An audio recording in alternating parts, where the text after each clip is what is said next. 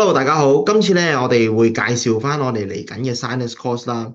咁喺講我哋嘅 Sinus Course 之前咧，不得不提到我哋嘅 Doctor Cho 啦。Doctor Cho 咧嚟香港講書咧已經有超過19年啦。咁佢由我哋 Austin 一開始嚟到香港，已經為我哋去講解我哋唔同嘅 OIC course 嘅。除此之外咧，其實佢喺2024年我哋 Austin 嘅Hong Kong meeting 度啦，佢又做咗一個 live surgery 嘅。咁啊 live surgery 咧係一個 full mouth 嘅 case 啦，當中咧係涉及到一啲嘅 sinus 嘅surgery 喺度嘅。咁佢都用咗我哋 Austin 嘅唔同嘅 sinus kit 去做啦，包括係做咗個crystal approach 嘅 lifting 嘅 surgery 嘅。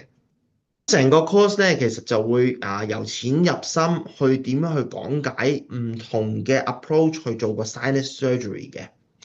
咁講翻 day one 先啦，day one 咧我哋會集中咧就講翻個 cast kit 度啦。過程當中咧都會有一個 sinus 嘅 hands on 去做翻嘅。咁最尾都會涉及到一啲 complication 嘅 case 咧，Doctor Cho 都會做翻個 sharing 嘅。喺 day two 嘅時候咧，我哋就會講多啲，除咗 crystal approach 之外啦，我哋都會用 lateral approach 嘅 model 去做翻啦。咁 day two 嘅時候咧，佢會分開咗5個 section 啦，分別第一個咧，佢就會做個 diagnosis 喺個 treatment planning 度啦。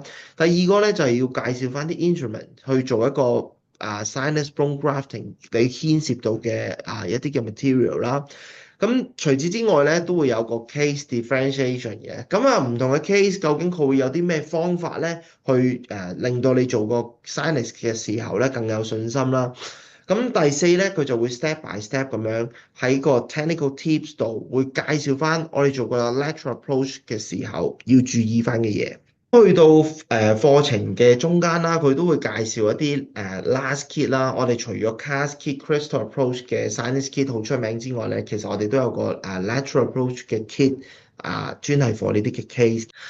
咁最後尾啦，Doctor Cho 咧都會介紹翻點樣將 crystal approach 同 lateral approach 兩個 approach 去合併埋去做一個 sinus 嘅 case 嘅。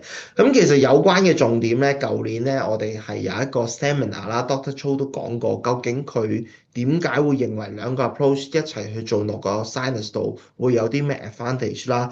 咁今次咧佢就會詳盡講解多少少。除此之外咧，佢都會做個 hands on 喺個 sinus model 上面嘅。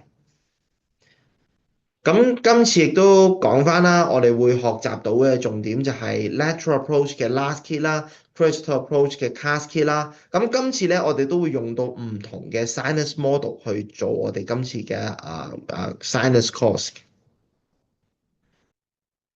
最後尾咧，Doctor Cho 都想帶翻個 message 俾大家嘅。I hope you learn the most fine SBA surgery in the world。咁呢個亦都係 Doctor Cho 多年嚟咧喺我哋 Austin 教書嘅時候咧，都好希望將佢所學到過嘅佢一啲臨床嘅經驗去帶翻俾我哋所有嘅醫生嘅。期望到時見到大家啦，到時見。